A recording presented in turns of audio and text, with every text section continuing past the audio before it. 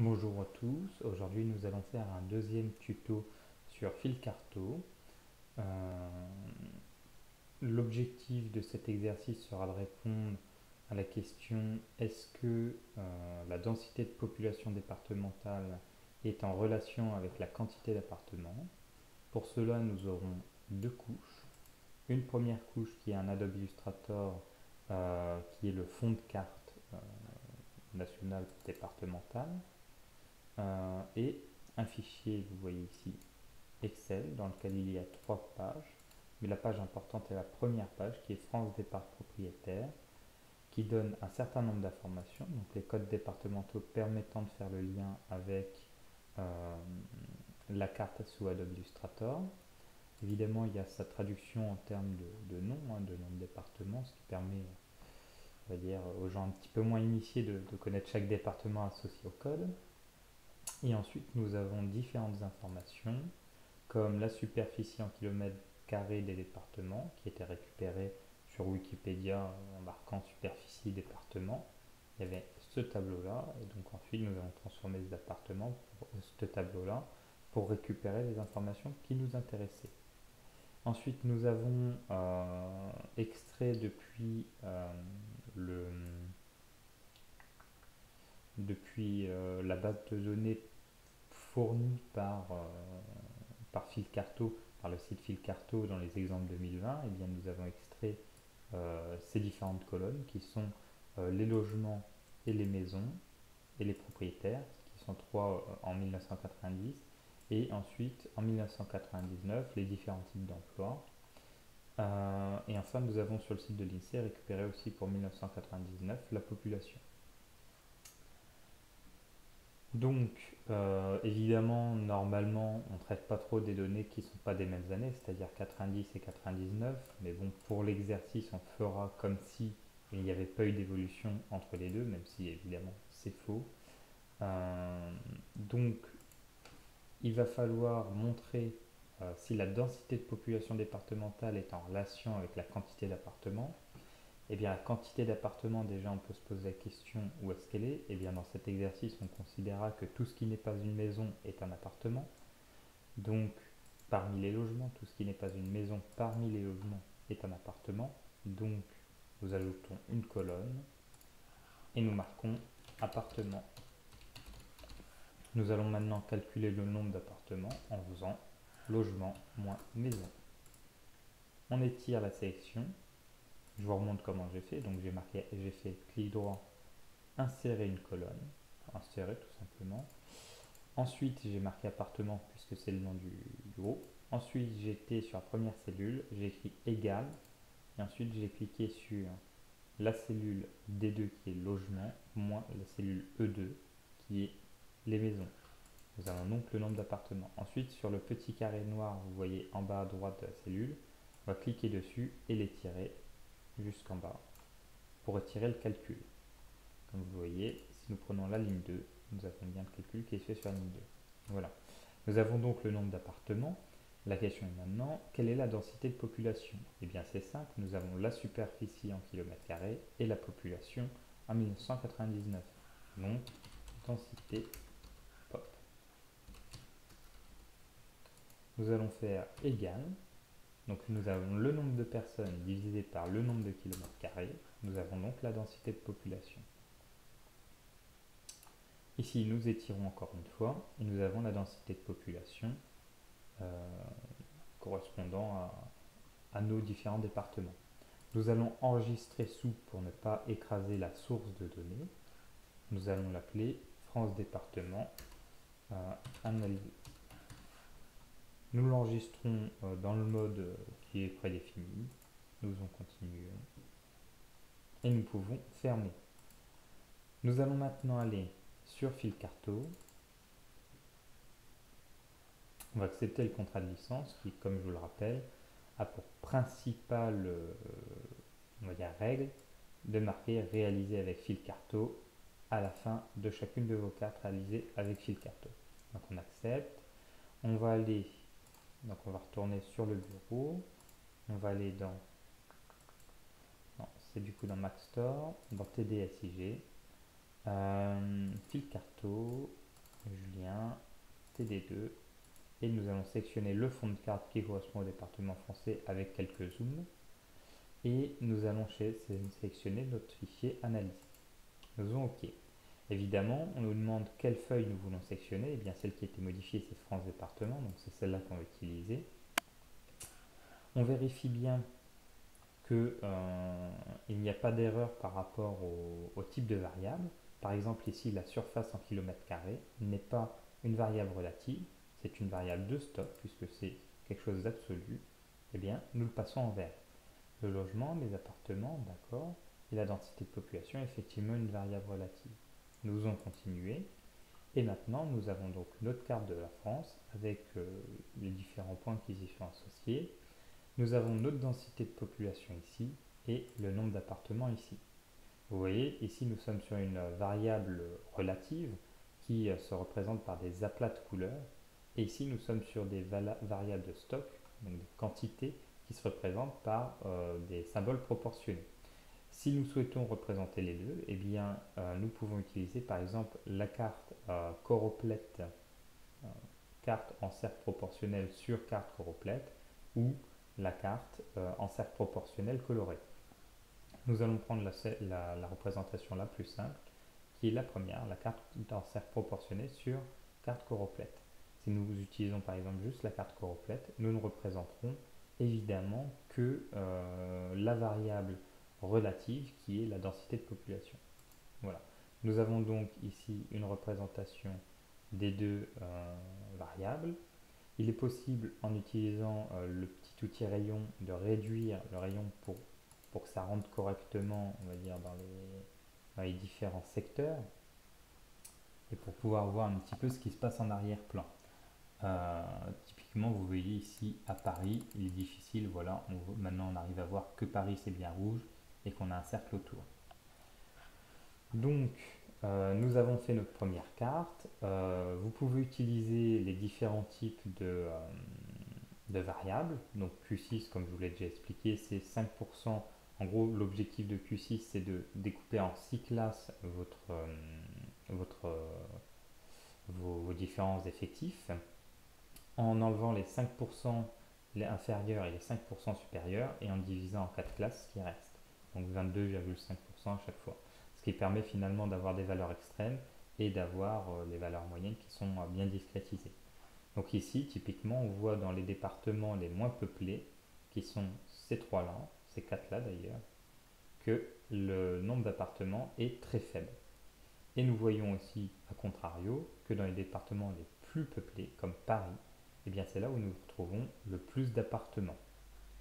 Donc finalement, sur les échantillons extrêmes, et d'ailleurs ça se confirme aussi quand même assez largement sur toutes les classes en rouge qui ne sont pas Bordeaux, où il y a là aussi un certain nombre d'appartements, et au contraire, sur les classes en jaune, un petit peu, là on a du jaune très pâle, là on a du jaune pâle, et là on a du jaune normal, avant l'orange.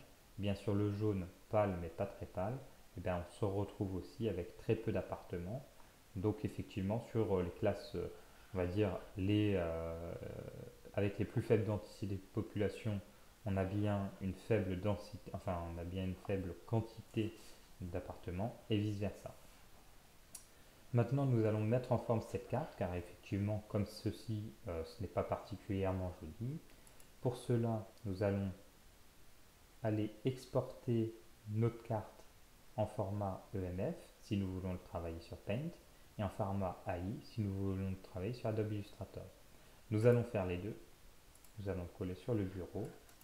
Nous allons l'appeler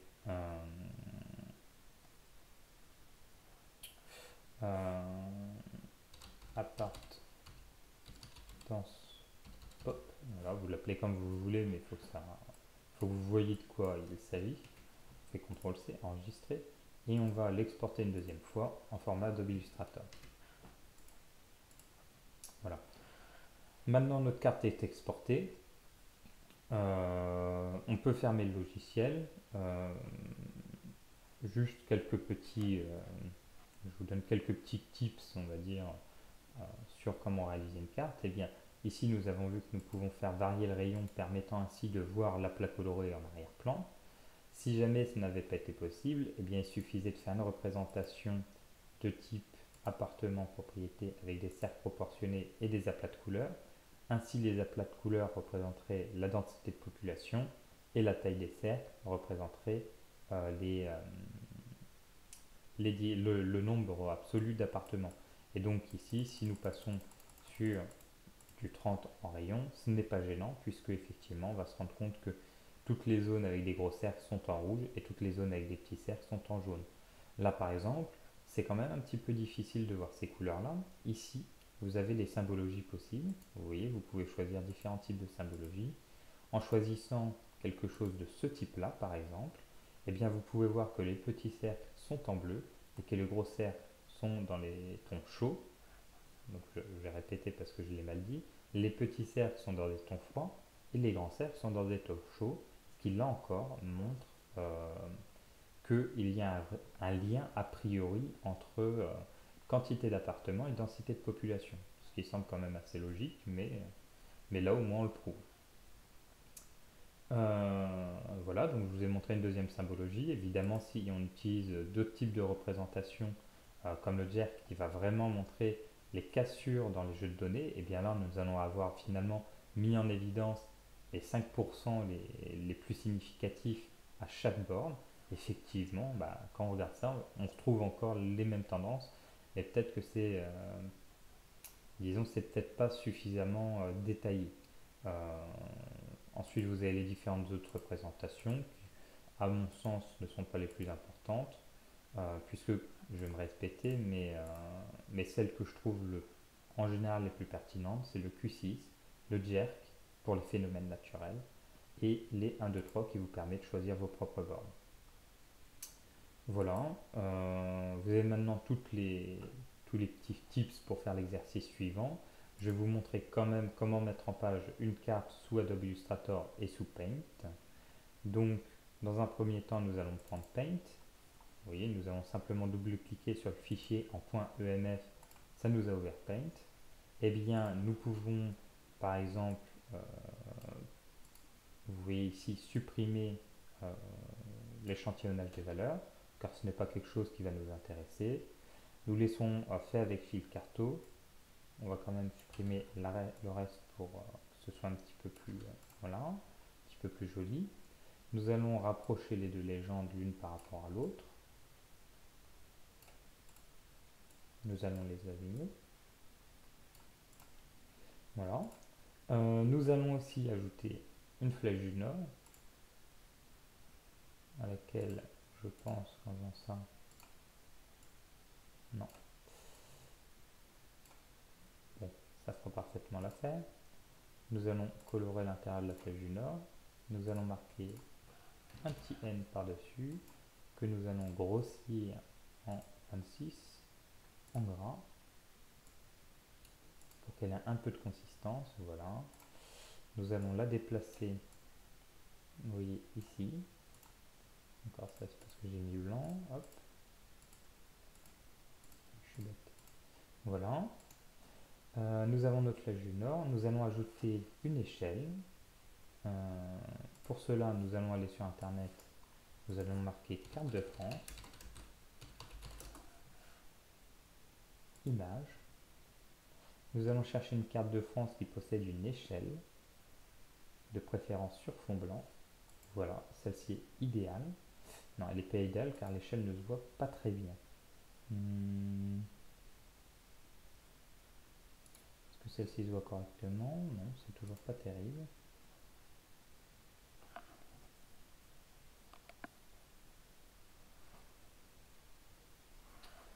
On va mettre échelle, puisque ça paraît nécessaire. Et bien ici, nous avons une carte de France qui est tout à fait acceptable. Nous allons faire clic droit, ouvrir dans un nouvel onglet, voilà. Comme ça, nous pouvons récupérer l'image. Voilà. Ce que nous allons faire, c'est que nous allons ouvrir un second Paint. Nous allons glisser l'image comme ceci. D'accord, ça ne veut pas. Nous allons glisser l'image sur le bureau. Et nous allons ensuite la glisser dans Paint. Comme par hasard, je l'ai mis pile au mauvais endroit. Hop. Voilà. Voilà, nous l'avons donc ajouté. Ce que nous pouvons faire d'abord, c'est prendre l'intégralité de ça, CTRL C, aller ici, faire CTRL V. Comme vous le voyez, il y a une véritable différence de taille. On dézoome, on fait CTRL Z pour supprimer ce qu'on vient d'ajouter, CTRL V, et maintenant on peut, en cliquant sur, c'est pas ça, en cliquant sur ici,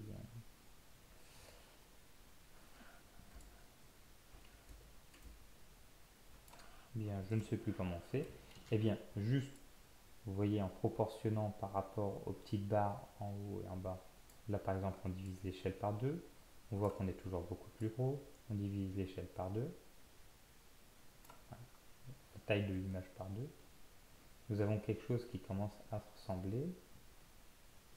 Ce que nous pouvons faire, c'est ceci. Vous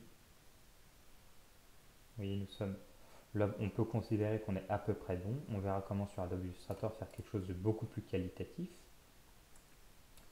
Ici, nous pouvons récupérer l'échelle. CTRL C, CTRL V. Évidemment, cette échelle est peu visible. Nous allons donc la représenter une seconde fois. Pour cela, il suffit de faire. Et ensuite, on va faire ça en mettant un trait fin.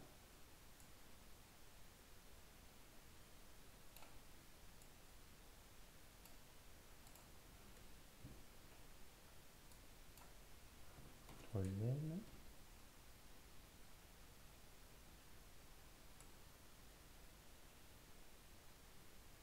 Hop. Voilà, nous allons utiliser la gomme.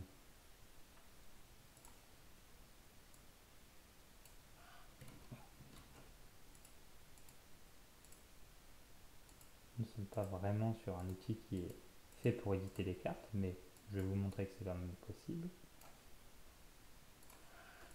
Hop, 0, 100, 200. Nous allons maintenant... Non, c'est beaucoup trop grand, on va recommencer. 0, nous allons mettre en 20, en 18. Voilà.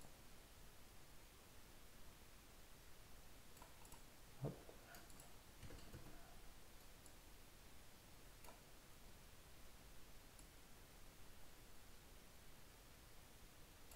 100 et 200. Voilà. Nous avons maintenant une échelle, nous pouvons réduire la taille de ce cadre, voilà. D'ailleurs, nous allons le réduire davantage pour, voilà, hop, et voilà. Nous allons ajouter un titre à notre carte. Nous pouvons l'appeler carte représentant la densité de population par rapport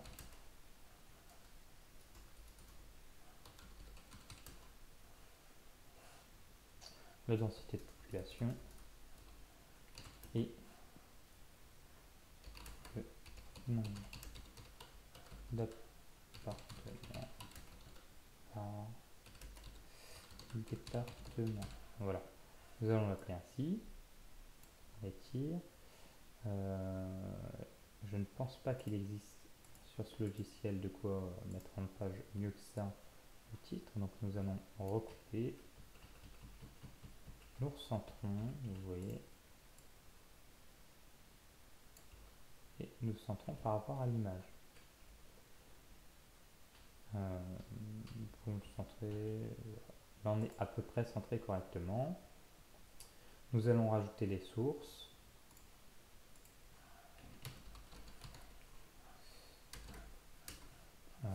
Il y a donc l'INSEE,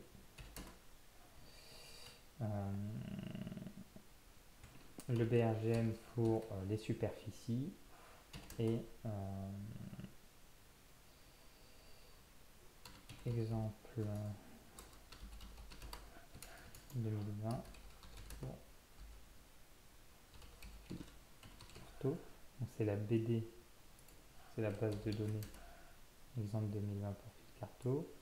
On va mettre ça pas en gras, on va le mettre en 11, puisque c'est des informations, on va dire, sans dire que c'est pas très important, c'est pas très important. On va le placer ici, par exemple. Nous allons mettre le fait avec Filcarto juste en dessous.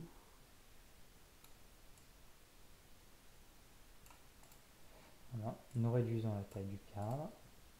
Et voilà, nous avons une carte, même s'il n'est pas très joli, qui présente les choses importantes, c'est-à-dire le titre, la légende, l'échelle, la source et le nord. Et on va dire une symbologie qui est quand même suffisamment lisible et qui est interprétable, puisque nous voyons, encore une fois, que en rouge nous avons les plus gros cercles et en blanc les plus petits, ce qui est significatif et ce qui veut dire que effectivement la densité de population est liée au nombre d'appartements. Donc nous allons enregistrer sous, au format cette fois-ci JPEG. On va le mettre aussi sur le bureau. Je vais l'appeler Julien TD2 Filcarto. Voilà, on enregistre. On va perdre la transparence, mais ce n'est pas grave, il n'y en avait pas. Nous pouvons fermer ici. Et nous avons maintenant notre image qui est correctement réalisée. Nous allons faire une mise en page, une seconde fois une mise en page, qui cette fois-ci sera sur Adobe Illustrator. Comme vous le voyez, nous avons notre Adobe, nous allons l'ouvrir. Et vous allez voir pourquoi c'est quand même un petit peu plus sympa d'utiliser Adobe.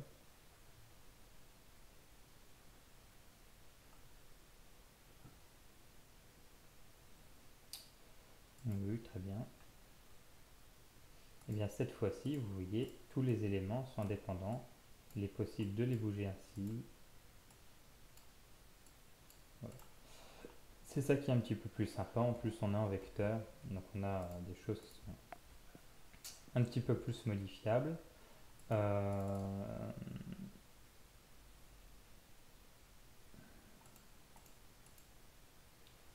Oui, ici, on peut directement, hop, fait avec Filcarto.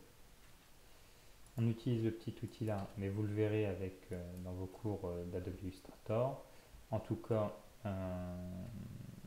ici, nous allons supprimer ça. Nous allons supprimer l'histogramme. Nous avons nos densités de population que nous allons mettre ici. Vous voyez, j'utilise cet outil-là, outil de sélection, et il me permet de déplacer finalement ça. On peut aussi réduire et augmenter l'échelle. Ce qui est sympa, c'est que vous voyez, vous avez différents calques que vous pouvez verrouiller. Donc ici, plus rien n'est modifiable. Et vous pouvez ajouter un nouveau calque ici, nouveau calque. Et sur ce nouveau calque, on peut par exemple ajouter, où est-ce qu'elle est? Je ne sais pas. Eh bien, on va ajouter la carte que nous avons fait sur Paint. Vous voyez, on peut ajouter ça. En le bloquant, on ne verra plus. Par contre, ce qui est possible de faire, par exemple, vous voyez, c'est de mettre de la transparence sur ce calque en allant dans l'onglet transparence qui est bibliothèque, vectorisation, propriété, aspect, dégradé, aspect, opacité, oui. Non, opacité, c'est peut-être pas de ça. Bon, le comme ça.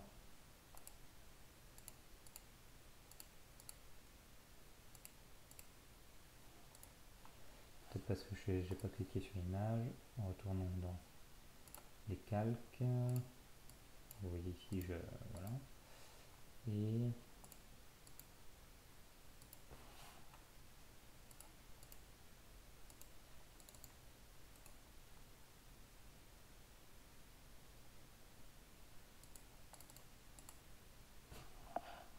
ça c'est cocasse. Ah, opacité, je suis bête. X. Ici on met 50%. Et ce qui va être intéressant, c'est que vous voyez maintenant on voit à travers. Et bien on peut venir caler les deux images. Bon là pour le coup elles font exactement la même taille puisque je ne les ai pas modifiées. Non, elles ne font pas tout à fait la même taille. Et bien on peut venir agrandir l'image.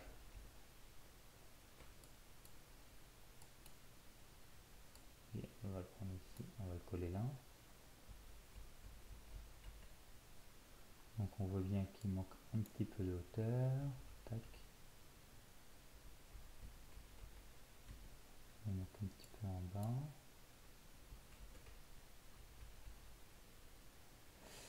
Bon, là nous sommes sur deux cartes qui ont quand même à peu près la même taille.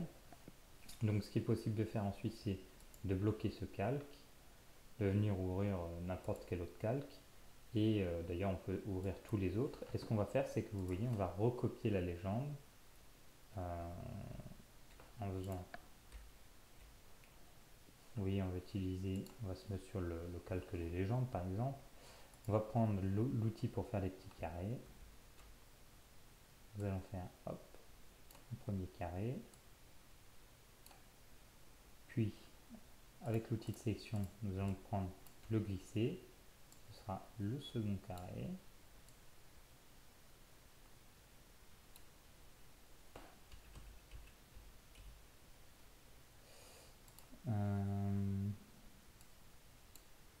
Voilà, le second carré, nous allons mettre un couleur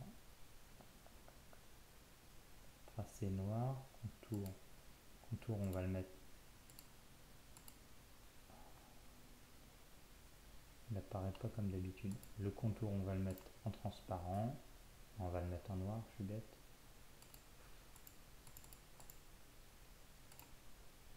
Non, on le met en noir, le fond on le met en transparent, voilà.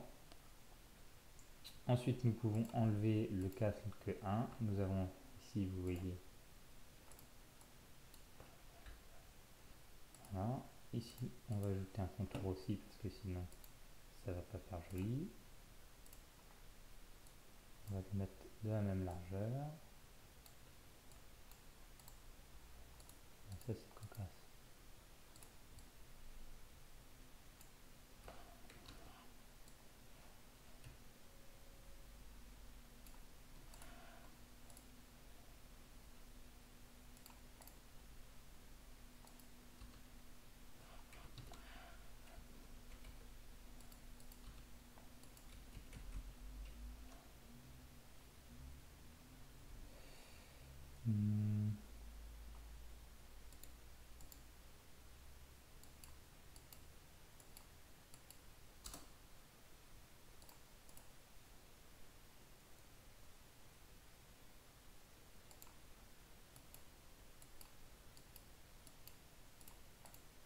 Voilà. Donc ici nous allons pouvoir retravailler la légende. Et en sélectionnant ça, clic droit.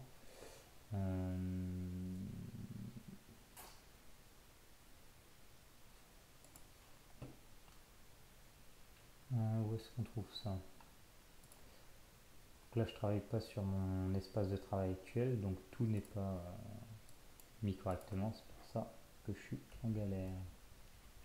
Voilà. Là c'est aligné, on a bien tout ça qui est aligné, parfait. La lorraise, mettre à jour, voilà, très bien. Ici nous avons donc notre visuel. Hop. Nous allons mettre un peu de texte pour mettre 0, 100, 100 km. Prenons les trois objets, nous les alignons les uns par rapport aux autres. On descend un petit peu, on va un peu à droite, non, on va un peu à gauche, on va un peu à... on va rester comme ça et on va juste déplacer l'échelle comme ceci. Voilà. Nous pouvons mettre la mention fait avec fil carto. Nous allons d'ailleurs ajouter ici source IC RGM et on a dit BD 2020 fil carto. Voilà, très bien, nous avons nos sources ici. Ici nous pouvons aller dans fenêtre, texte, il y aura quelque chose comme ça, texte. Vous voyez, elle est ici la fenêtre texte, donc hop, on peut aligner ça, on peut aligner ça, hop, on peut le prendre, le centrer par rapport à la carte, on va être sur quelque chose à peu près comme ça, voilà, et on peut marquer au-dessus de la carte, carte représentant la densité de population et la quantité d'appartements par département. Alors, on prend l'objet pour le bouger,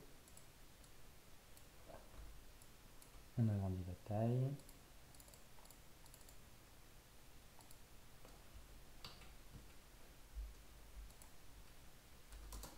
et la quantité d'appartements, on agrandit encore la taille.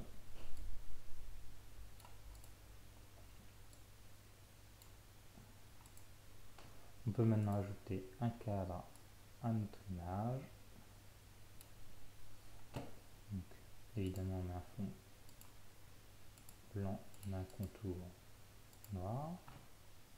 Voilà. Et on peut d'ailleurs remonter un petit peu ça parce que c'est pas nécessaire qu'il soit aussi en bas. On peut remonter le cadre. Et maintenant, on peut exporter notre carte. Exporter pour les écrans. Non, pas pour les écrans d'ailleurs. Exporter sous bureau. Hop. On va l'appeler pareil que le précédent fil carto. On va l'appeler juste 2 différenciés. On l'exporte en JPEG en 150-10, c'est très bien.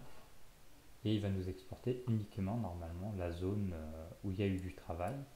Donc normalement juste la zone comprise dans le cadre noir. Vous voyez, c'est précisément ce qu'il nous a exporté. Donc voici deux manières de faire des cartes avec fil carto et avec deux logiciels de dessin qui sont d'une part Paint et d'autre part Adobe Illustrator. Donc on a finalement les cartes qui sont à peu près pareilles. Là j'oublie un petit kilomètre. Là j'ai oublié la flèche du nord, ce qui est un peu bête, mais bon, ça vous donne l'idée. Voilà.